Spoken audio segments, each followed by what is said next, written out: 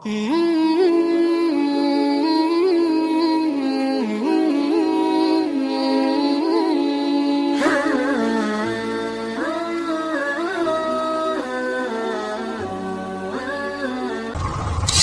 hidup seseorang dibentuk oleh keyakinan yang dimilikinya.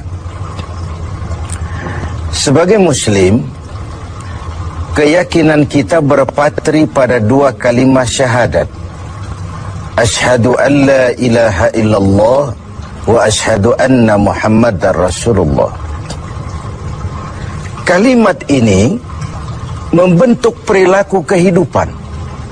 Itulah ikrar yang kita ucapkan. Artinya, pada saat kita berkata asyhadu an la ilaha illallah, saya bersaksi tidak ada Tuhan selain Allah, kita sudah melaksanakan sebuah ikrar. Kalau saya yakin tidak ada Tuhan selain Allah, itu berarti saya tidak akan pernah takut kecuali hanya kepada Allah. Saya tidak akan pernah menggantungkan hidup kecuali hanya kepada Allah. Saya tidak akan melarikan persoalan kecuali hanya kepada Allah. Saya tidak akan minta tolong kecuali hanya kepada Allah. Saya tidak akan minta rezeki kecuali hanya kepada Allah. Berurat dan berakar itu di dalam hati, membentuk kepribadian dan mewarnai seluruh langkah kehidupan kita. Di zaman kita fasih betul mengucap dua kalimat syahadat. Tahlil pun lancar. Tetapi konsekuensi dari kalimat itu sering kita abaikan. Apalagi kita sedang berhadapan dengan zaman yang serba sulit seperti sekarang ini. Ekonomi yang belum pulih, lapangan kerja susah, pengangguran banyak, biaya hidup tinggi. Orang mudah mengalami proses pergeseran nilai. Sholatnya masih menghadap Allah, tapi kepengen dagangan laris menghadap dukun. Dicampurlah itu, iyyaka na'budu wa dukun nasta'in. Ini kan sudah gaya hidup yang sinkrit. Nah, puasa melahirkan keikhlasan. Kenapa? Karena ibadah ini seperti kita pernah bicarakan tanpa sugesti. Mungkin kalau kita sholat masih berharap dilihat orang. Kita membayar zakat, kita bersedekah masih berharap dilihat orang. Tapi dengan puasa hanya kita dan Allah saja. Ini harusnya melahirkan gaya hidup keikhlasan.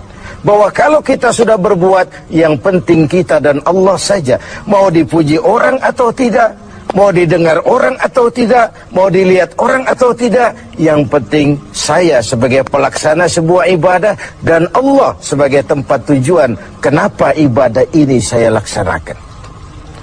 Karena itu, pada jumpa kita sore ini, kita akan bicara tentang ikhlas dalam menghadapi kehidupan ini. Sebab bukan saja hanya sholat kita harus ikhlas, puasa harus ikhlas, zakat harus ikhlas. Menjalani hidup ini pun kita harus dengan penuh keikhlasan. Kita tahu bahwa apa saja kalau sudah mulai kita gantungkan kepada yang selain Allah, bersiaplah untuk kecewa.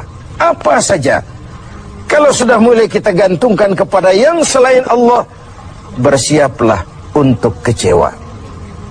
Nah, ikhlas tentu bukan hal yang mudah dilaksanakan, walaupun sangat mudah untuk diucapkan.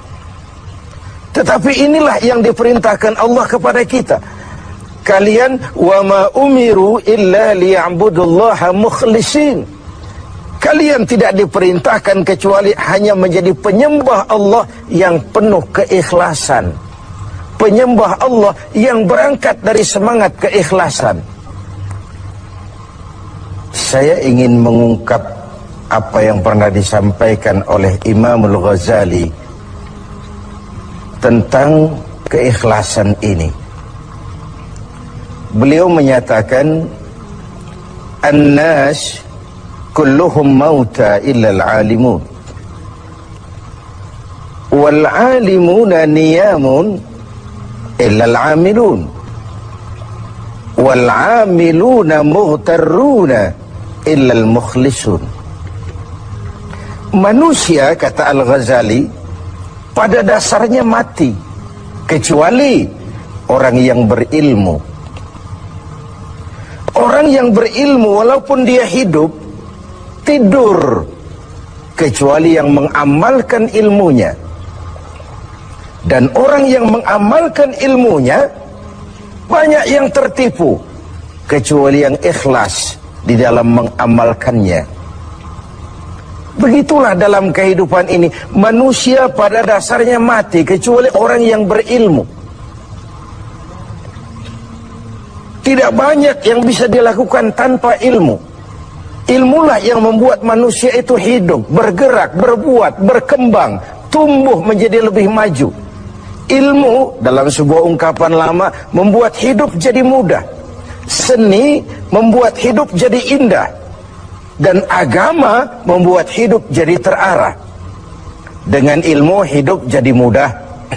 Apa yang hari ini terjadi di benua lain, hari ini juga kita tahu dari kamar kita. Dari kamar kita bahkan kita bisa ngobrol ke luar negeri. Itu kemudahan yang terjadi karena faktor ilmu. Dahulu tahun 50-an, orang kita kalau pergi haji ke Mekah 6 bulan. Kita sudah lupa dia baru pulang 6 bulan. Yang ada cuma kapal laut, sementara Mekah Madinah unta. Sekarang orang berhaji cukup 1 bulan. Kemajuan ilmu yang menciptakan Boeing memotong waktu 5 bulan. Ruang dan waktu sudah bukan masalah. Manusia mati kecuali yang berilmu. Orang yang berilmu walaupun dia hidup, tidur, kecuali yang mengamalkan ilmunya itu. Nah, orang yang mengamalkan ilmunya banyak yang tertipu. Merasa sudah banyak karyanya, sudah banyak ibadahnya, sudah banyak kebaikannya. Mereka banyak yang tertipu, illal mukhlisun, kecuali yang ikhlas di dalam mengamalkan ilmunya itu. Ikhlas itulah roh dari amal yang kita kerjakan. Amal tanpa ikhlas, jasad tanpa roh, mati nilai amal kita. Nah, dan iblis itu luar biasa. Sehingga Nabi katakan, iblis masuk ke tubuhmu, menggodamu melalui saluran darahmu. Persempit jalan masuk iblis ke tubuhmu. Sahabat bertanya, dengan apa ya Rasul? Dengan zikir dan lapar. Saya ingin mengulangi hadis ini. Iblis masuk ke tubuhmu, menggodamu melalui saluran darahmu. Persempit saluran masuk iblis ke tubuhmu. Dengan apa ya Rasul? Dengan zikir dan dengan lapar. Jadi ketika kita melaksanakan ibadah puasa ini, kita mempersempit ruang gerak iblis. Itu makna bahwa kalau datang Ramadan, diikat setan dan iblis itu. Siapa yang mengikat? Ya kita sendiri. Dengan apa? Dengan ibadah puasa. Kita ikat dia, tidak berkutik, memperturutkan hawa nafsu sebagai kendaraan utama si iblis tadi. Jadi kembali kepada soalnya, keikhlasan. Itulah nilai dari amal kita. Nah, iblis datang kepada setiap orang dengan bendera yang tidak sama. Iblis datang kepada orang kaya dengan bawa bendera bakhil. Iblis datang kepada penguasa dengan membawa bendera kezaliman. Iblis datang kepada para kiai dengan membawa bendera hasud, iri hati, dengki. Iblis datang kepada orang kaya dengan membawa bendera pelit, bin bakhil alias kikir. Strateginya berbeda, bergantung kepada yang didatanginya. Nah, kalau itu tidak terkena, ditanamkannya lah perasaan bangga. Amalmu sudah banyak, kebaikanmu sudah banyak. Dihilangkanlah keikhlasan kita. Karena itu hadirin dan pemirsa, saya ingin menyampaikan sebuah potret tentang ikhlas ini. Dulu ada cerita, kiai punya santri 2 orang. Satu namanya si Ali, satu namanya si Umar. Satu hari si Ali pergi ke kebun, nyabut singkong. Singkong tercabut, Ali melihat, ini singkong bagus sekali. Kalau dihadiahkan kepada Pak Kiai, senang hati beliau, tabarukan, cari berkah, berangkat ke rumah kiai bawa singkong. Sampai di rumah kiai, assalamualaikum Pak Yai. Waalaikumsalam li. Ada apa? Dari kebun Pak Yai, saya jabut singkong, bagus sekali, saya ingat sama kiai, doakan saya kiai. Oh, bawa masuk ke dapur, li. Ali masuk ke dapur, taruh singkong. Kiai bilang sama istrinya, Bu, Ali ini jauh-jauh datang kemari, hadiahkan kita singkong ini. Pulang kita kasih apa dia? Kata istrinya, Kiai bang, ada seekor kambing di belakang, hadiah pengusaha temporary sama kita. Daripada di sini tidak ada yang merawat, kan lebih baik dikasihkan si Ali. Siapa tahu dia pelihara berkembang biak jadi banyak nantinya. Jadilah itu. Ali permisi mau pulang, kata Kiai, Li, saya hadiahkan kau seekor kambing. Peliharalah, mudah-mudahan membawa berkah. Terima kasih Pak Yai. Pulanglah Ali dengan kambing seekor ini. Di jalan pulang ketemu temannya si Umar. Dari mana kau, Li? Dari rumah Kiai Umar.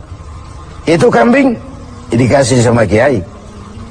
Kenapa kamu dikasih kambing? Enggak tahu, saya datang cuman bawa singkong ke rumah Kiai, pulang dikasih kambing. Si Umar nih otak dagangnya jalan. Kalau Ali saja bawa singkong dikasih kambing, bagaimana kalau saya bawa duren? Jadi mampirlah si Umar ke pasar beli duren 3 buah, dibawalah ke rumah Kiai. Kiai, assalamualaikum. Ada apa Mar? Duren Kiai, ikhlas karena Allah, ikhlas Kiai, silakan. Oh, bawa masuk ke dapur Mar. Umar taruh singkong taruh duren di dapur. Kiai bilang lagi sama istrinya, Bu, Umar ini datang bawa duren lebih banyak dari yang dibawa si Ali. Kita kasih apa dia pulang?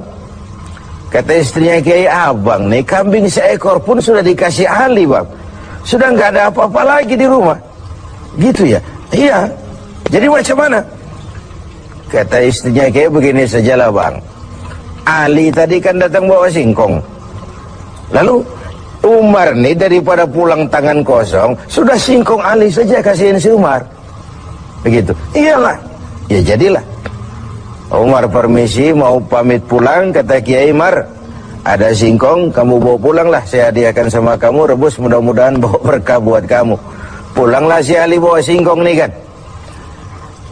Jadi ini sebuah potret betapa si Ali yang ikhlas bawa singkong dapat kambing. Umar nih yang punya target bawa duren 3, pulang dapat singkong.